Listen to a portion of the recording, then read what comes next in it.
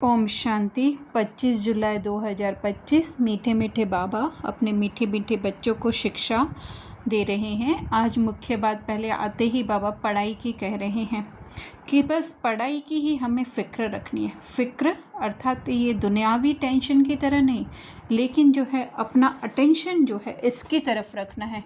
बाकी तो जो इस बने बनाए ड्रामा में जो भी होगा वो तो पहले से ही फिक्स है, या हम कहें फिक्स क्या है, लेकिन पहले से ही ये शूट हो चुका है। सिर्फ जो है हमें ये रिपीट होते हुए देखना है। तो बाबा कह रहे हैं कि राज तिलक देने का है। राज तिलक अर्थात कि अपने उस सत्य स्वरूप आत्मा में स्थित रह कर के जो है वो इस पूरे ड्रामा को देखने का है। जो भी हो रहा है वो सिर्फ हम ये समझ कर देखें कि जस्ट हम जो है ऑडियंस की सीट पर बैठ करके जो है वो देख रहे हैं, क्योंकि ये पूरा ड्रामा तो जो है वो मन के अंदर चल रहा है और हम आत्मा जो है उससे बाहर साक्षी हैं, ऑडियंस की सीट पर हैं, लेकिन इतने ज़्यादा उसके अंदर इन्वॉल्व हो गए हैं कि हमें लग रहा है कि ये पार्ट हम पढ़ रहे हैं और ये पार्ट हम प्ले कर रहे हैं। लेकिन राजाई का तिलक देना अर्थात उस ऑडियंस की सीट पर बैठ जाना है, वही है राजाई मिलना। फिर उम्मत उल्लास में रहने के लिए कह रहे हैं, और बाबा कह रहे हैं दिल शिकस्त नहीं होने का है। क्यों? क्योंकि उल्लास इस तरह का हमें रखने का है कि ये जो लक्ष्मी नारायण है ना, वो हमारे ही अंदर की स्थिति है। तो जितना जितना हम इस स्मृति में रहेंगे, है ना, कि या तो हम साइलेंस में रहें, पूरे जो है इस ड्रामा से बाहर, ड्रामा की सारी पहचाने मिटा करके जो है अपने को उस सत्य स्वरूप में स्थित करें। और फिर अगर एक ही बात करते कभी न कभी मन बोर हो जाता है, तो फिर जो है हमें ये ध्यान में रखने का है कि ये लक्ष्मी नारायण जो है ऊंच से ऊंच जो हमारी स्थिति है, हर एक की हमारी ऊंच से ऊंच स्थिति है, तो फिर हमें उसी स्मृति में रहना है। तो यही है पुरुषार्थ करना। और फिर बाबा दिल शिकस्त इसलिए कह रहे हैं, काफ़ी बातें जो है हमें इस पढ़ाई की, जब हम स्वयं को ये प्रिया प्रदीप प्रमोद समझ करके बैठते हैं तो हमें समझ में नहीं आती है। लेकिन बाबा कह रहे हैं ये पढ़ाई बहुत सहज है। कैसे? तो जितना जितना हम इस देह से न्यारे हो करके, एक्चुअली में पढ़ तो मन ही रहा है ना, आत्मा तो सदैव है ही ज्ञान से भरपूर, लेकिन उस आत्मा का ज्ञान भी जो है वो मन समझे, है ना, क्योंकि पार्ट प्ले करने के लिए तो मन को आना पड़ता है। तो जब ये मन समझे, उसके लिए जो है वो देह की पहचाने मिटा करके और ये पढ़ाई पढ़नी है, तभी हमें ये पढ़ाई जो है वो बहुत ही सहज लगेगी। घर में रहते अर्थात कि हम कहाँ पर भी हों, चाहे हम लौकिक घर में हों, चाहे हम कहीं पर भी आने जाने वाले हों, तो भी जो है वो हम इस पढ़ाई को देखें। या फिर जो है घर में रहते तो घर आत्मा का या मन का घर, तो वो साइलेंस की स्थिति है, उसमें रहते हमें ये पढ़ाई करनी है। और ये कोई फीस नहीं है, अर्थात कि लौकिक की तरह जो है हमें यहाँ पे कोई पैसों की झंझट नहीं है। तो इसलिए बाबा कह रहे हैं कि ये पढ़ाई अच्छी तरह से पढ़नी है। फिर आगे जो है वो मुरली के बीच में कह रहे हैं कि बाबा पहले तो 21 जन्म लिखते थे, लेकिन जो अभी 50-60 जन्म भी जो है वो तुम धनवान और सुखी रहते हो। धनवान अर्थात कि कहीं ना कहीं हमारी वो आत्मिक स्मृति जो है, धनवान बाहर की रीति से तो हम समझ सकते हैं, सुखी भी बाहर की रीति से समझ सकते हैं, लेकिन मेन जो है वो सुख और वो धन भी हमें कब अनुभव होगा, है ना, क्योंकि आज भी धनवान हैं इस दुनिया में, लेकिन क्या स्वयं को सुखी, शांत या निश्चिंत अनुभव करते हैं? लेकिन द्वापर के जो होंगे धनवान, वो स्वयं को सुखी भी अनुभव करेंगे और निश्चिंत भी। मेन तो निश्चिंतता है। यहाँ के धनवानों को कभी भी निश्चिंतता नहीं हो सकती है। हाँ, सुख हो सकता है, लेकिन वो खुशी नहीं हो सकती है।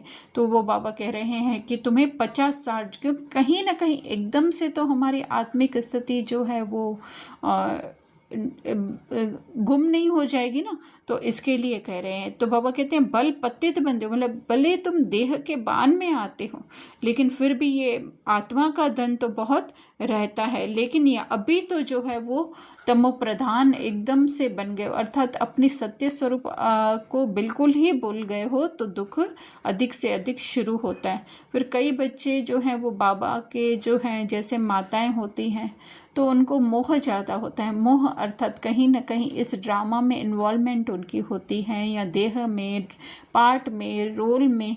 तो फिर जो कहती हैं हमारे बुद्धि का ताला खोलो, तो बाबा कहते हैं इसके लिए मैं थोड़ी आया हूँ। कल भी जैसे बाबा ने कहा था कि मैं किसी पे रहम नहीं करता हूँ, है ना।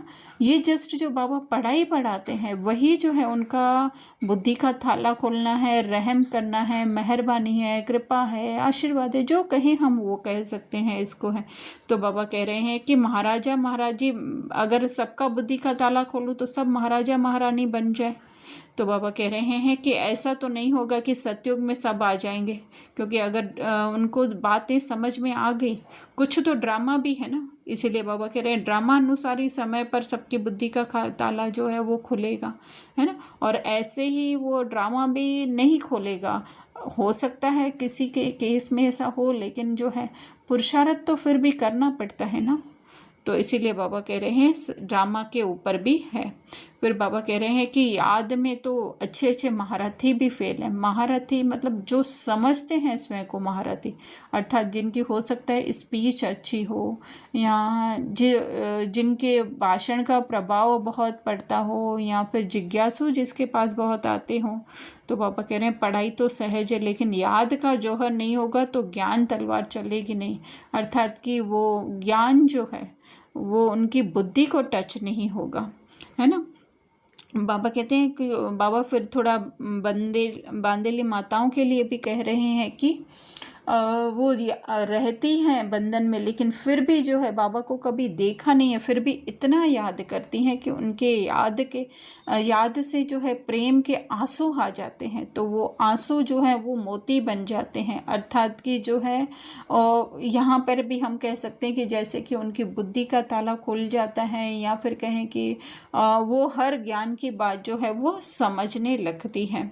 फिर बाबा कह रहे हैं कि ज्ञान को याद करके जो है सदा हर्षित रहना है। तो हर्षित कौन रह सकता है ना,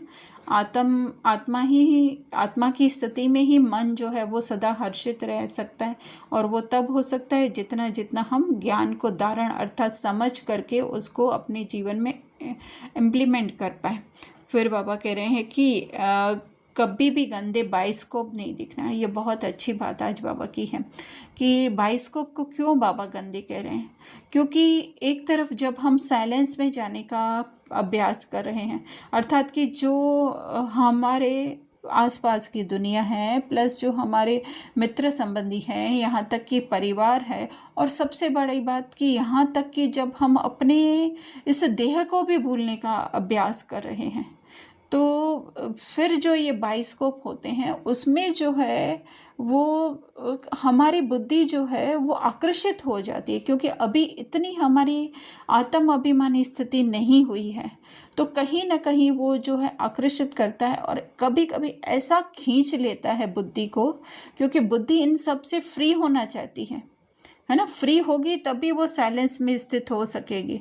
तो ये एक तो बाइस्कोप में ऐसे दिखाते हैं कि इतने ज़्यादा जो है फास्ट मूवमेंट होती है, जो हमारी दिनचर्या की मूवमेंट है उससे बहुत ज़्यादा वो फास्ट मूवमेंट है, अर्थात कि उसमें हम कहें कि बहुत सारी जो है मन कहानियाँ बनाने लगता है ना। जस्ट एक सीन देखा, उसके पीछे जो है बहुत सारी कहानियाँ उसके साथ जुड़ी हुई होती हैं।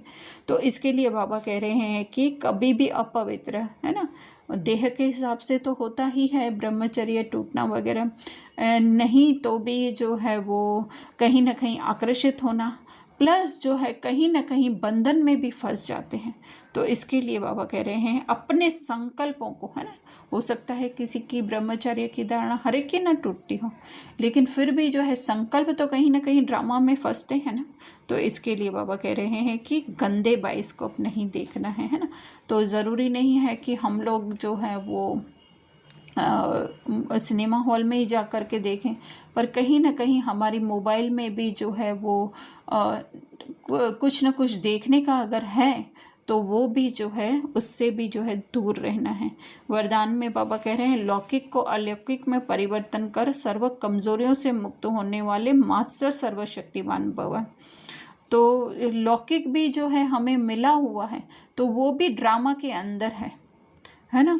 तो लेकिन उससे भी जो बाबा कह रहे हैं कि तुम सर्वशक्तिमान मास्टर सर्वशक्तिमान नॉलेजफुल आत्माएं हो, तो जो कमजोरियां के वशीभूत होते हैं, तो उसके लिए बाबा युक्ति बता रहे हैं कि अमृत वेले से जो भी देखते सुनते हो उसको जो है लौकिक को अलौकिक में, है ना, कि ये भी जो है मैं आत्मा जस्ट प्ले कर रही हूँ या प्ले होते हुए जो है इसको देख रही हूँ, तो वो भी क्या हो जाएगा, लौकिक अलौकिक में परिवर्तन हो जाएगा।